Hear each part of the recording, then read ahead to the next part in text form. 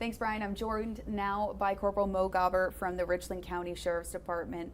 Corporal, obviously yesterday was a really scary situation for a neighborhood. They had shots ringing out in broad daylight. For you guys with the community action team, talk to me about what it is you do in situations like these to kind of put communities' minds at ease.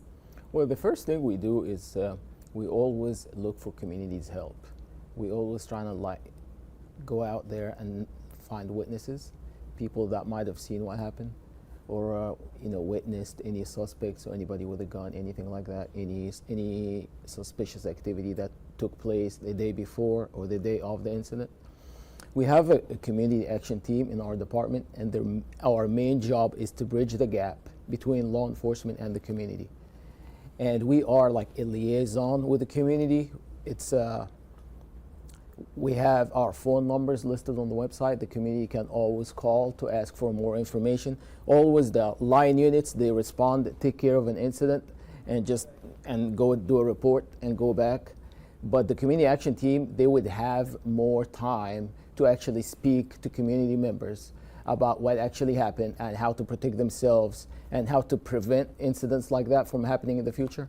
And obviously what you just mentioned is the goal, preventing these kind of situations. So today Sheriff Lott mentioned the importance of community watch programs going on in these neighborhoods, and that he said he would encourage all neighborhoods to start something like this. So if a neighborhood wants to take the next step to create a community watch, how does that happen? Well, a community watch program basically is a network of community members. And their main purpose is to reduce crime. They're not vigilantes. They're not people who are, their only goal is to just reduce crime and suspicious activity in the neighborhood. So the first thing they need to do is to get to know their neighbors. You have to know your neighbors. Nowadays, we're all busy with work, our devices, raising children. We're all very busy, and we get not to know our neighbors as well. So we want you to know your neighbors, know their phone numbers. Nowadays it's very easy to have a network. I mean, we have social media. You can connect via group text, via any method of social media. So we want you to know your neighbors. And so the crime watch meetings, or the crime watch in general, it's just those people, they meet maybe once a month, once every 3 months, and they talk about what's going on in their area. Okay. Do we have any areas in the neighborhood that need more lighting? Do we have any suspicious residents in the area? Is there a lot of traffic coming and going late at night from a certain residence? Do we have any break-ins in the area? Do we have any car break-ins in the area? If somebody became a victim of crime, can they communicate that with everybody and tell them what they need, how it happened to me, and what I need to do to protect myself in the future? Car break-ins, it's a very popular crime right now, and we still call them break-ins, but they were actually vehicles that were left unlocked. And these guys, they come take advantage of these innocent people who become complacent. They leave the car unlocked. They leave valuables in the car, like cell phones, purses, book bags, stuff like that. And these guys, all they do is just look in windows, and they're trying to find anything with value and just take it. Okay, so we want to know this stuff. We want people also to call 911. We want you to call 911. A lot of people feel that calling 911 is only in the case of a disaster, of like a big emergency. Calling 911 is for everybody. We want you to call it to report anything suspicious.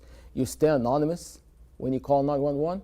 The bad guy will not know that you called. The deputies will respond and deal with the crime, and they will never contact you unless you want contact from the deputy. For both solving crimes that have already happened, but also preventing them in the future, yes, how important is it to have this collaborative effort with the community having their eyes out for you guys as well? Absolutely. Law enforcement always want the help of the community. We cannot have a police officer on every corner, on every street around the county. That's why we always need extra eyes and ears in the community to help us. Bad guys do not want to be seen. The first thing we do when a crime happens is we go and ask the community members, if they saw anything, if they witnessed anything in the day of a crime. That's what we do. So we actually work with them.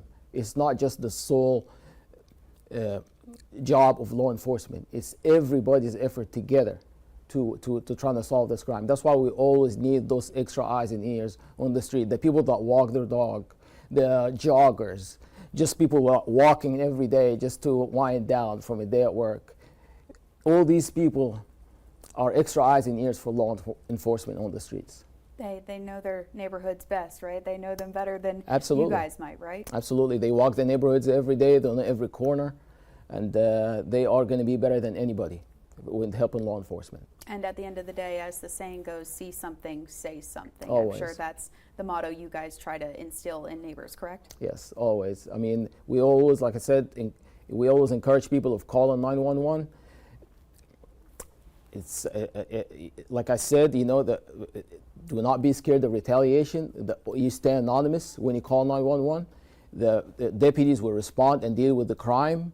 You don't have to make contact with the responding deputies. You stay anonymous. If you want to speak to the deputy on the phone, they're available to talk to you on the phone. If you want them to come to your door, you can, and dispatch will always explicitly ask you, do you need contact from the deputy? And you can respond by saying yes or no.